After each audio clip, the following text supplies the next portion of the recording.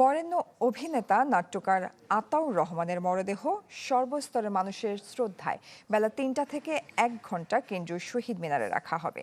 এরপর বদানী কবরস্থানে দাফন করা হবে তাকে। গেল রাতে রাজধানীর একটি হাসপাতালে চিকিৎসাধীন অবস্থায় মারা যান অভিনেতা আতাউর রহমান। তিনি গেল শুক্রবার বাসায় পড়ে যান। নেওয়া হয় গুলশানের একটি হাসপাতালে। সেখানে আইসিইউ সুবিধা না পাওয়ায় বদলানো হয় হাসপাতাল, রাখা হয় লাইফ সাপোর্টে। অবস্থার কিছুটা উন্নতিও হয়, কিন্তু ফের শারীরিক অবস্থার অবনতি হলে আর বাঁচানো যায়নি গুণী এই অভিনেতাকে। ১৯৪১ সালের ১৮ জুন নোয়াখালীতে জন্ম নেওয়া আতাউর রহমান পেয়েছেন ২১শে ও স্বাধীনতা পদক সহ নানা পুরস্কার।